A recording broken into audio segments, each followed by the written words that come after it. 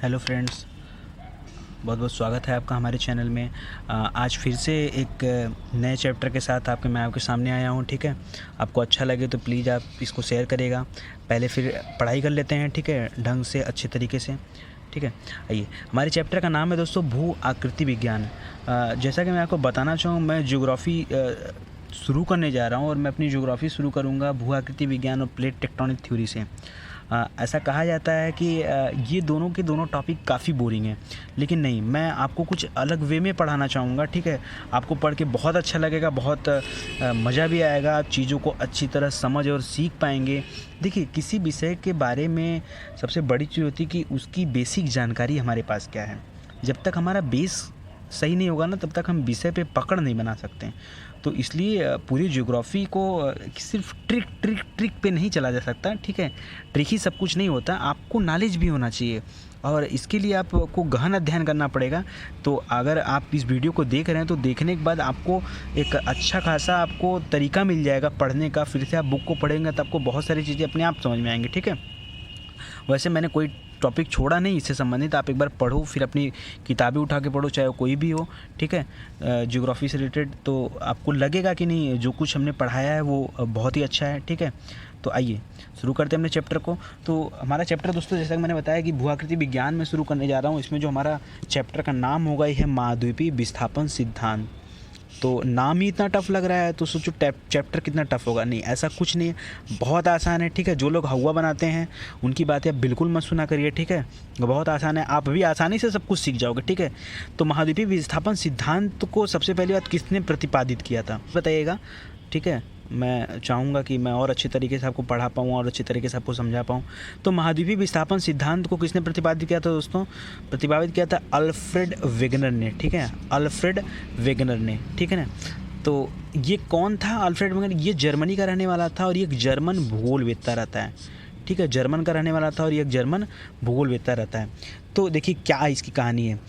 Wegener जो एक Germany का जलवायु वैज्ञानिक था, मूल रूप से क्या रहता है दोस्तों, जलवायु वैज्ञानिक रहता है और इसके साथ साथ ये क्या करता है, भूगोलवेत्ता भी रहता है। ठीक है, तो जर्मनी का जलवायु वैज्ञानिक था जो विश्व की जलवायु की व्याख्या करना चाहता था। इसका टारगेट क्या था दोस्तों, ये सोच रहा था कि मैं पूरे विश्व की जो जलवायु है ना, क्लाइमेट है ना, उसका एनालिसिस करूँगा, उसकी व्याख्या करूँगा। ठीक है, अच्छा, क्यों व्याख्या करना चाहता था? ये उस व्याख्या के द्वारा ये जानना चाहता था कि जो महाद्वीपीय विस्थापन का सिद्धांत है वो इसको जोड़ करके जलवायु किसी के द्वारा सिद्ध करना चाहता था। तो देखिए आगे क्या करता है वेगनर। वेगनर ने बताया कि जो ठंडे जलवायु के प्रदेश होते हैं, देखिए जो जलवायु होती है वो दो तरीके की होती है, या तो ठंडी होगी या तो गर्म जलवायु का प्रदेश होगा। देखिए जो जलवायु होगी दो ही होगी ना, या तो ठंडी जलवायु का प्रदेश होगा या तो गर्म जलवायु का प्रदेश होगा, तीसरा कोई जलवायु नहीं होता है। तो इसने बताया कि जो ठंडे जलवायु का प्रदेश है उसकी कोई ना कोई विशेषता तो होगी। तो उसकी सबसे बड़ी विशेषता क्या है कि अच्छा बताइए, हमारी उत्तर प्रदेश में क्यों ठंडी जलवायु नहीं है? ठंडी जलवायु का मतलब दोस्तों ठंडे से नहीं होता, ठंडी जलवायु का मतलब जहाँ बर्फबारी हो, 12 महीने लगभग बर्फबारी हो, तो वो होता है ठंडी जलवायु। जैसे कनाडा हो गया, ग्रीनलैंड हो गया, ठीक है, ऊपर के जो साइबेरियन कंट्रीज़ हैं, ठीक है, ये सब, तो वो सब ठंडी जलवायु के प्रदेश हैं। तो वहाँ क्यों ठंडा जलवायु का प्रदेश? क्योंकि वहाँ पे ग्लेशियर की उपस्थिति है। वहाँ पे क्या दोस्तों, ग्लेशियर, यानी भारत में भी ठंडे जलवायु के प्रदेश वहाँ पे होंगे जहाँ पे ग्लेशियर होगा। जैसे लद्दाख में सियाचिन ग्लेशियर है, तो वहाँ पे जलवायु कैसी, वहाँ पे ठंडे जलवायु का प्रदेश है। ठीक है, वहाँ का। ठीक है, और गर्म जलवायु के प्रदेशों की क्या विशेषता होती है दोस्तों? तो इसकी सबसे बड़ी विशेषता होती है कि यहाँ पे कोयले की उपस्थिति होती है। किसकी दोस्तों? कोयले की उपस्थिति। तो हमारे उत्तर प्रदेश में तो नहीं, लेकिन बगल के राज्यों में से झारखंड, छत्तीसगढ़, पश्चिम बंगाल और आंध्रा का कुछ एरिया, ठीक है, यहाँ पे कोयले की उपस्थिति। तो ये जो एरिया हो गया नीचे का एरिया, ये क्या हो गया, गर्म जलवायु का प्रदेश हो गया। तो समझ में आ रहा है, वेगनर क्या रहता था, एक जलवायु वैज्ञानिक रहता था, वह विश्व की जलवायु की व्याख्या करना चाहता था। ठीक है, और उसके अनुसार जो क्षेत्र थे वो दो भागों में बंटते हैं, एक ठंडे जलवायु का प्रदेश, एक गर्म जलवायु का प्रदेश। ठीक है, जो ठंडा होता है वो क्यों होता है? क्योंकि ग्लेशियर की उपस्थिति किसी जलवायु को ठंडे जलवायु का प्रदेश बनाती है और कोयले की उपस्थिति किसी जलवायु को गर्म जलवायु का प्रदेश बनाती है। ठीक है, तो देखिए, लेकिन जब उसने खोज चालू किया, जब उसने दौरा किया देशों का, तो उसको पता चला दोस्तों कि जो ठंडे जलवायु का प्रदेश है वहाँ पे कोयला भी तो पाया जाता है। कई ऐसे जगह मिले उसे जहाँ पे ठंडा जलवायु था, कोयला था। तो ये बात उसके दिमाग में उतर नहीं रही थी कि ऐसा कैसे हो सकता है। ठंडे जलवायु के क्षेत्र में कोयले की उपस्थिति कैसे हो सकती है। यही नहीं, उसने देखा कि जो गर्म जलवायु के प्रदेश होते हैं वहाँ पे ग्लेशियर की उपस्थिति भी थी, जो कि एक आश्चर्यजनक बात थी। वैज्ञानिक इस समस्या का समाधान ढूंढने हेतु तरह तरह के तर्क देने शुरू कर दिया। ठीक है, बहुत खोज के दौरान उसने 2 विचार दिए।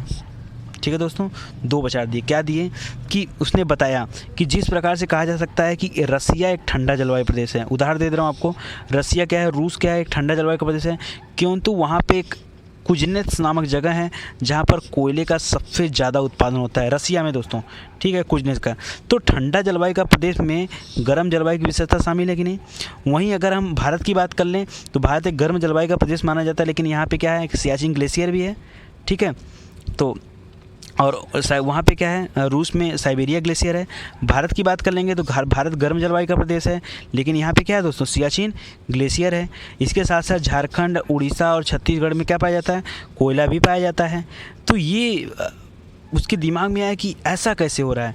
तो उसके जो दिमाग में आया, उस चीज़ का जो माइंड में था, उसने बताया कि इसका मतलब है कि किसी न किसी वजह से जलवायु कटिबंधों का स्थानांतरण हुआ है, यानी चेंजेस हुए हैं। क्या चेंजेस हुए दोस्तों, कि जो गर्म जलवायु का प्रदेश था वो किसी न किसी वजह से ठंडे जलवायु के प्रदेश में तब्दील हो गया, बदल गया है, चेंज हो गया है। ठीक है, और जो ठंडा वाला था वो किस में चेंज हो गया है, वो गर्म में चेंज हो गया है। तो ठंडा वाला किस में बदल गया, गर्म में बदल गया, और गर्म वाला किस में बदल गया दोस्तों, ठंडे में बदल गया। लेकिन वह कोई भी मतलब परफेक्ट प्रमाण नहीं ढूंढ पाया, इसलिए उसकी थ्योरी धीरे धीरे क्या हो जाएगी, फेल कर जाएगी। ठीक है, उसकी थ्योरी क्या हो जाएगी, फेल कर जाएगी। देखिए क्या होता है, अब वो इसके प्रमाण को ढूंढने चालू किया कि क्या हो सकता है कि गर्म जलवायु का प्रदेश ठंडी जलवायु में कन्वर्ट हो गया हो, ठंडा वाला गर्म में कन्वर्ट हो गया हो। तो वो जलवायु के स्थानांतरण को लेकर, शिफ्टिंग को लेकर प्रमाण ढूंढना चालू किया, लेकिन वह पूरी तरीके से असमर्थ रहा, फेल हो गया प्रमाण ढूंढने में। ठीक है, और उसने खुद ही अपने आप को गलत साबित कर दिया। ठीक, एडिसन वाली हाल हो गई दोस्तों। जैसे एडिसन बल्ब का आविष्कार ज़रूर किए हैं, लेकिन उन्होंने बचपन में बहुत सारी गलतियाँ की हैं, आप पढ़े होंगे उनके बारे में। ठीक है, तो उसी तरह इन्होंने भी अपने आप को गलत कर दिया, लेकिन जब आदमी कोई गलत करता है तो आगे सही भी होता है उसी से। ठीक है, देखिए क्या होता है आगे उन्होंने एक ग्राफ बनाया। ठीक है, जिसमें बताया कि प्रारंभिक अवस्था में पृथ्वी क्या थी, एक आग का गोला थी। प्रारंभिक अवस्था में पृथ्वी एक आग का गोला थी, आपको ही पता है। धीरे धीरे इसमें कूलिंग प्रोसेस हुआ, धीरे धीरे ठंडी हुई। ठंडी होते होते क्या हुआ, इसके तापमान में कमी आई होगी कमी। जैसे से पृथ्वी ठंडी होगी तापमान धीरे धीरे कम होगा, डाउन होगा। ठीक है, तो तापमान में कमी आई तो सबसे पहले इसका ऊपर का हिस्सा ठंडा हुआ, ऊपर का भाग ठंडा हुआ, और यह था इसकी द्वितीय अवस्था। और वहाँ पे बना स्थल मंडल। मैं आपको बताता हूँ दोस्तों कि ऐसे कैसे स्थल मंडल बन जाएगा। देखिए, मान लीजिए आप चाय की एक कप लेते हैं, ठीक है, और इसमें गर्म चाय भरी हुई है। ठीक है, अगर आप चाय को छोड़ देते हैं कुछ टाइम तो वहाँ पे एक पपड़ी जम जाती है चाय को। फिर अपने हाथ से आप इस पपड़ी को क्या कर सकते हो, बाहर निकाल सकते हो। ठीक है, इस पपड़ी को हाथ से, जिसको हम बोलते हैं कि नहीं छाछ बन गया। ठीक है, इस पे पपड़ी बन गई है, तो वो पपड़ी यानी नीचे गर्म है, ऊपर ठंडा है। चाय नीचे से, अंदर से क्या है, चाय अंदर से ये वाला पार्ट क्या है, गर्म है, और बाहर का मौसम कैसा है, ठंडा है। तो उसकी वजह से पपड़ी जम जाती है। उसकी वजह से क्या जम जाती है दोस्तों, पपड़ी जम जाती है। तो वही काम यहाँ पे हुआ। नीचे से पृथ्वी गर्म थी, जलवायु ऊपर से तापमान गिर रहा था, धीरे धीरे ठंडी हुई, तो यहाँ पे स्थल मंडल का विकास हुआ। इसके चारों तरफ क्या बन गया, स्थल मंडल का विकास हो गया। देखिए, इसकी तीसरी अवस्था में क्या होता है दोस्तों, कि यहाँ पे जीवों और पादपों का विकास होना धीरे धीरे शुरू हुआ। एक कशेरुकी जीव पहले आए, ठीक है, बाद में बहुकशेरुकी जीव आए, छोटे छोटे पौधे उगने शुरू हुए। ठीक है, वनस्पतियाँ उगनी शुरू हुई। फिर अचानक से जलवायु में परिवर्तन हुआ। ठीक है, ये यहाँ पे ये वाला पार्ट है, इसको विग्नर बहुत ढूंढना चाहा। उसने तर्क दिया, लेकिन एकदम सही तर्क नहीं बन पाया। लेकिन उसका तर्क भी एक हद तक सही है कि जलवायु में परिवर्तन कैसे हुआ। ठीक है, तो उसका मानना था कि पृथ्वी पर ऐसी बहुत सारी बड़ी बड़ी ज्वालामुखियाँ हैं, अगर वो एक साथ विस्फोट कर जाएं तो उनका जो धुआं है वो वायुमंडल में इस कदर फैल जाएगा कि सूर्य का प्रकाश लगभग 6 से 8 महीनों तक धरती पर नहीं पड़ेगा। तो दोस्तों आप बताइए कि अगर सूर्य का प्रकाश 6 से 8 महीनों धरती पर ना पड़े तो पूरी पृथ्वी क्या हो जाएगी, अचानक से ग्लेशियर में कन्वर्ट हो जाएगी। भाई सूर्य का प्रकाश है तभी तो मेंटेन हो रहा है। तापमान, अगर सूर्य का प्रकाश नहीं आएगा तो टेम्परेचर मेंटेन नहीं होगा और टेम्परेचर गिरना शुरू हो जाएगा और इतना गिर जाएगा कि माइनस में चला जाएगा और पूरी पृथ्वी क्या हो जाएगी, ग्लेशियर में कन्वर्ट हो जाएगी।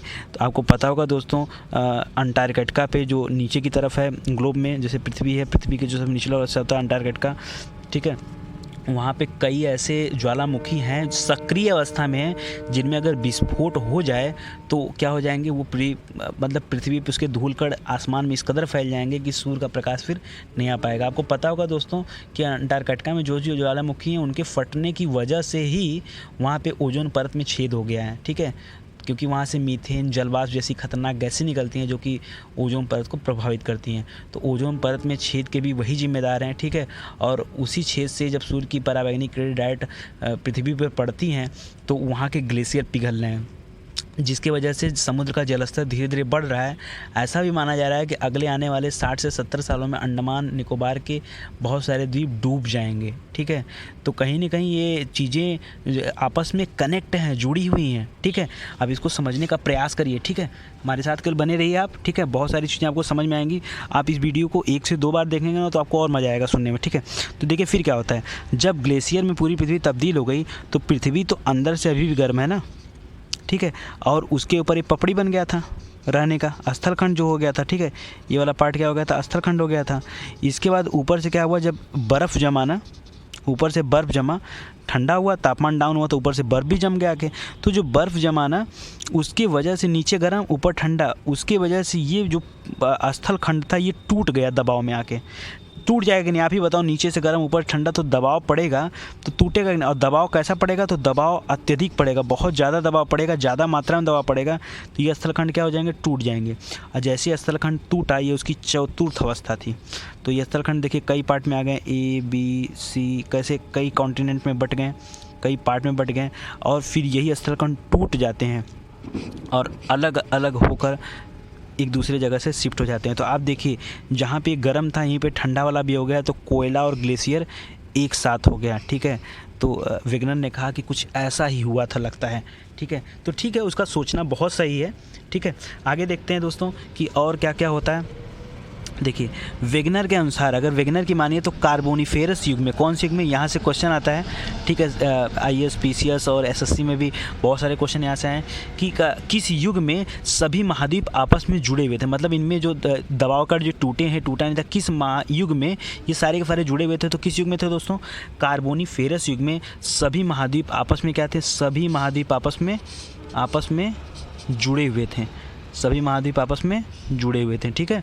कार्बोनिफेरस युग में कैसे याद करोगे आप, तो देखिए कार्बोनिफेरस, क्योंकि हर चीज़ों में कार्बन पाया जाता है, तो कार्बोनिफेरस युग में सब के सब चीज़ें आपस में जुड़े हुए थे, ठीक है। तो जब जुड़े थे तो उस समय इसका नाम पैंजिया था, उस समय इसको किस नाम से बुलाया जाता था, पैंजिया। पैंजिया नाम किसने दिया, ये वेगनर भाई साहब दिए हैं, ठीक है। हम लोग पैंजिया पढ़ते हैं और ये नहीं पता होता कि पैंजिया बोला किसने, तो पैंजिया नाम भी वेगनर ने दिया था, ठीक है ना।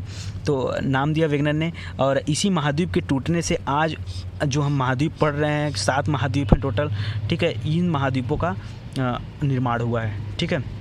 जैसे आपके अफ्रीका हो गया, उत्तरी अमेरिका, दक्षिणी अमेरिका, ठीक है, इधर ऑस्ट्रेलिया हो गया, यूरोप हो गया, ठीक है। तो ये सारे के सारे महाद्वीपों का निर्माण इसी तरह से हुआ है, ठीक है। फिर आगे क्या होता है दोस्तों, देखिए अब थोड़ा सा हम महाद्वीपीय विस्थापन सिद्धांत को समझ लेते हैं डीपली, ठीक है। देखिए हमारे पास कुछ थीम बन गई है थोड़ी सी, वेगनर कौन है, क्या चाहते थे वेगनर, कैसे उन्होंने सर्च किया, ये सारे थीम मुझे बन गया है।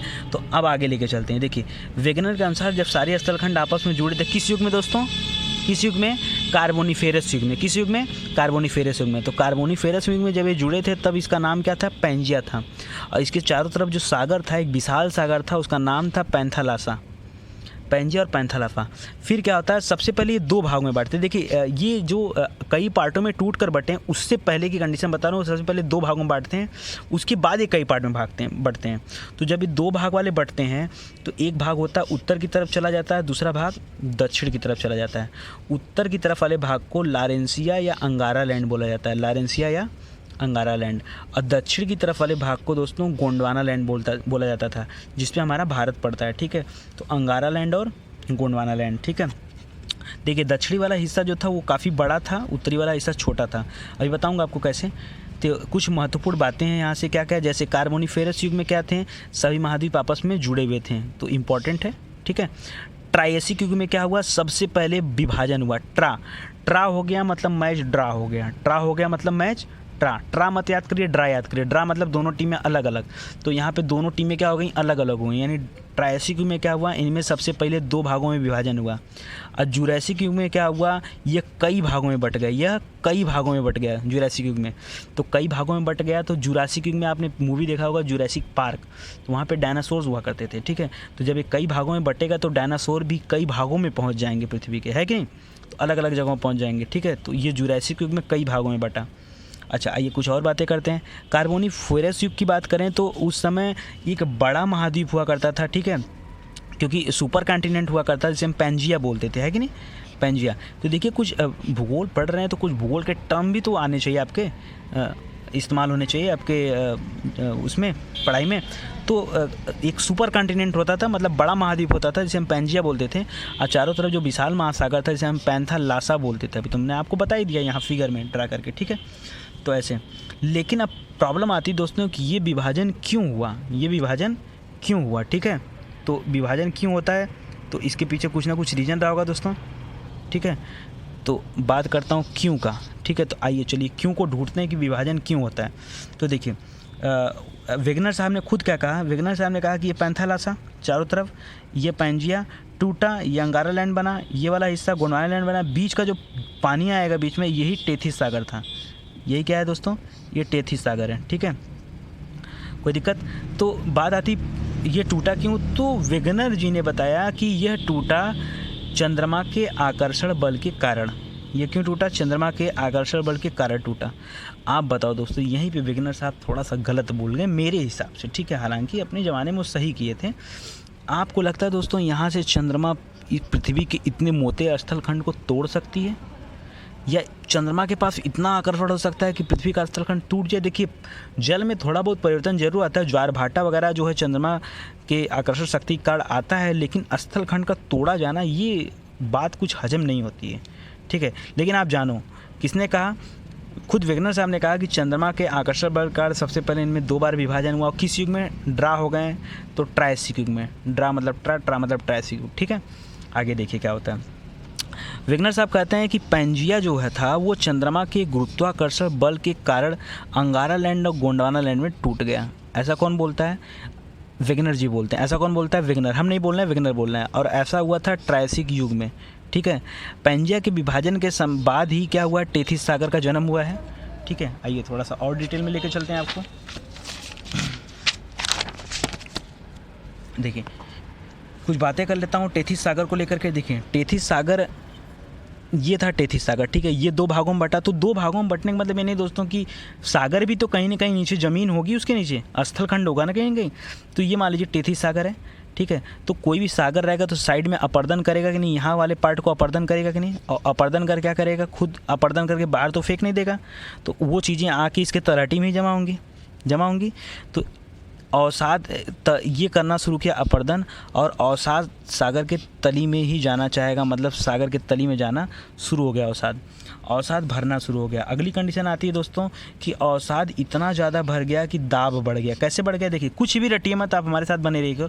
ये पूरा का पूरा अवसादों से भर गया, तो यहाँ पे प्रेशर बनेगा, यहाँ प्रेशर बनेगा, तो ये साइड वाले पार्ट नज़दीक आना चाहेंगे। आप बताइए, अगर कोई चीज़ आप दबाओगे ऐसे, जैसे ये हाथ था, ठीक है, ये हाथ है, अगर हम इसको प्रेस करें ऐसे दबाएं तो साइड का हाथ क्या होगा, ऊपर आएगा, ठीक है। तो ये आना चाहेंगे, ठीक है। तो अगले कंडीशन में क्या होता है दोस्तों कि ये दबाव जो नीचे बना, इसके वजह से दोनों प्लेटें आपस में एक दूसरे के पास आना चाहिए, ठीक है।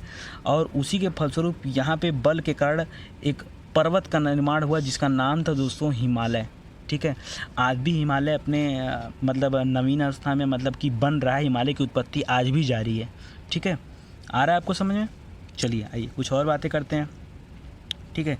ये देखिए मैंने एक ग्लोब बनाया है, ठीक है, पृथ्वी को डिज़ाइन करने की कोशिश किया हूँ, बहुत सही नहीं बनाया है, ठीक है। तो देखिए ये जो ऊपर वाला हिस्सा जिसको हम अंगारा लैंड बोलते थे, ठीक है, या लारेंसिया बोलते थे, ये उत्तरी अमेरिका और यूरेशिया था, यूरेशिया, ठीक है ना। उत्तरी अमेरिका और यूरेशिया। और नीचे वाला हिस्सा क्या था, यहाँ पे आपका दक्षिणी अमेरिका था, जो आज टच हो गए हैं दोनों जाके, ठीक है। और फिर यहाँ पे अफ्रीका था, ये वाला बड़ा वाला कॉन्टिनेंट ये अफ्रीका था। और नीचे अंटार्कटिका था जो कि पूरा बर्फ़ से अभी है। ऑस्ट्रेलिया और इंडिया ये सारे के सारे कहाँ पे थे, ये नीचे साइड में थे, ठीक है। आगे देखिए वर्तमान स्थिति इनकी कुछ इस तरह से है, ठीक है, पहचान रहे होंगे। ये उत्तरी अमेरिका, ये दक्षिणी अमेरिका, ये अफ्रीका, ये मेडागास्कर, ये ऑस्ट्रेलिया, ये भारत, इधर हो गया हमारा वियतनाम वगैरह, ठीक है। इधर जापान वगैरह होगा, ऊपर रशिया हो गया, इधर यूरोप के सारे कंट्रीज़ हो गए, इधर अरब देश हो गए, ठीक है। तो ये वर्तमान स्थिति हमारे ग्लोब की, ठीक है। तो बात आती है दोस्तों कि ठीक है जब ऐसे थे तो ऐसे थे, ये बताइए वेगनर से साहब से पूछा गया कि ये इधर कैसे चले गए, ठीक है, और ये सब इधर कैसे आ गए। ये यहाँ से देखिए ये इधर गया कुछ, तो ऐसा कैसे हो गया। ये यूरेशिया उत्तरी अमेरिका जब टच थे तो अलग कैसे हो गए। तो जब ये पूछा गया तो वेगनर साहब ने कहा कि ये चंद्रमा के आकर्षण बल के कारण हुए हैं, विभाजन भी और इनका गति करना भी। ये जो गति कर रहे हैं ये ऐसा चंद्रमा के गति कारण हुआ है। और गति की दिशा दो दिशा में थी, एक पश्चिम की ओर, दूसरा उत्तर की ओर। पश्चिम की ओर ये इधर से पश्चिम और इधर उत्तर की ओर, दो दिशा थी जहाँ उत्तरी अमेरिका, दक्षिणी अमेरिका और भारत उत्तर की ओर चला गया। तो ऐसा किसने कहा, वेगनर साहब ने कहा। लेकिन यह बहुत ही अच्छा तथ्य नहीं दे पाया उन्होंने। हालांकि महाद्वीपीय विस्थापन सिद्धांत है, ये आप मेंस में बना के लिख सकते हो, ठीक है, अगर आपके सामने क्वेश्चन आता है तो, ठीक है। आइए कुछ चीज़ें और देखते हैं। फाइनली वेगनर के सिद्धांत के प्रमाण क्या कहते हैं, ठीक है। तो देखिए वो कुछ प्रमाण दे भी पाए या नहीं दे पाए। आपको आखिरी में जाते जाते समय आपको ये समझना होगा कि वेगनर साहब ने क्या सिद्ध करना चाहते थे और सिद्ध कर पाए कि नहीं। तो जी हाँ दोस्तों, मैं जो आपको फैक्ट बताऊंगा ना, आपको लगेगा कि वेगनर साहब जो चाहते थे वो उन्होंने सिद्ध कर दिया। क्या सिद्ध कर दिया, उन्होंने कहा सभी महाद्वीपों को आपस में जोड़ा जा सकता है। सही बात है दोस्तों, आप देखते हो तो हर चीज़ों को जोड़ा, देखिए कैसे जोड़ सकते हैं। ये देखिए जैसे ये वाला पार्ट देखिए, ये वाला पार्ट है, ये वाला पार्ट अगर हम यहाँ सेट कर दें ला के जुड़ जाएगा। ये वाला पार्ट देखिए, ये वाला पार्ट आपको यहाँ के जुड़ जाएगा, ये ऑस्ट्रेलिया यहाँ बीच में आके सेट हो जाएगी, तो पूरा का पूरा एक हो जाएगा, पेंजिया जैसे था उस तरह से हो जाएगा, ठीक है। तो सभी पार्टों को आपस में जोड़ा जा सकता है। जैसे दक्षिणी अमेरिका का पूर्वी भाग ब्राज़ील अमेरिका के अफ्रीका के पश्चिमी भाग के साथ आसानी से जुड़ सकता है, कुल मिला जुला के जोड़ा जा सकता है। अच्छा, इस महाद्वीप को जोड़ने की जो टेक्निक होती है, जोड़ने की जो कला होती है, इसे दोस्तों बोलते हैं जिगसॉ फिट। आप याद रखिएगा, जिगसॉ फिट। महाद्वीपों को जोड़ने की कला को क्या बोलते हैं दोस्तों, जिगसॉ फिट बोलते हैं, ठीक है।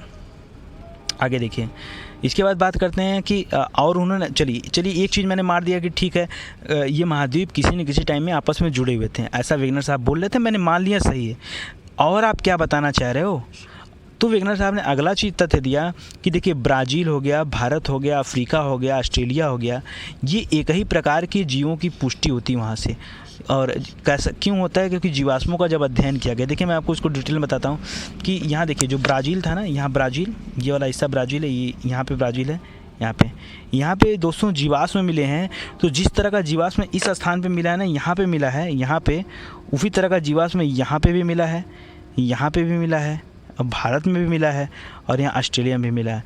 नीचे हमारा कौन सा कॉन्टिनेंट है, ये हमारा पूरा का पूरा, ये पूरा का पूरा अंटार्कटिका वाला प्लेस है, ये वाला, ठीक है। और यहाँ पे भी मिला है, जो इस बात की पुष्टि करता है ना किसी न किसी टाइम में आपस में ऐड थे, तभी तो एक जगह की चीज़ें दूसरी जगह फैली हुई हैं। आ रहा है बात आपको समझ में। तो जीवाश्मों का अध्ययन के आधार पर उन्होंने बताया। इसके अलावा उन्होंने एक चीज़ और लिया साथ में, ब्राज़ील में एक तरह की चट्टान पाई जाती है जिसका नाम है ब्राज़ोलाइट, ठीक है, चट्टान है, ठीक है। और इसी तरह की चट्टान अफ्रीका में, भारत में, ऑस्ट्रेलिया में और अंटार्कटिका में भी मिली है, जो इस बात की पुष्टि करती है कि सभी महाद्वीप आपस में क्या थे, जुड़े हुए थे। तो वेगनर साहब यही बताना चाह रहे थे कि महासागर मतलब सारे महाद्वीप कैसे जुड़े हुए थे, और उन्होंने अपनी बातों को बता दिया, ठीक है। अगला वीडियो ज़रूर देखिएगा दोस्तों आप, क्योंकि उसमें मैं भूगोल के अगले चैप्टर को लेकर चलूँगा जो इसी से कनेक्ट होगा, प्लेट टेक्टोनिक थ्योरी को। कुछ लोग आएंगे जो वेगनर साहब की बातों को गलत सिद्ध करेंगे, आप देखिएगा कि किस तरीके से आपको वेगनर साहब की बातों को गलत ठहरा रहे हैं। बहुत अच्छा लगेगा आपको और ऐसे आपकी जानकारी भी होगी। तो अगर आपको वीडियो अच्छा लगा हो दोस्तों तो प्लीज़ आप हमारे चैनल को सब्सक्राइब करिए, ठीक है, लाइक करिए, ढेर सारे कमेंट दीजिए, ठीक है।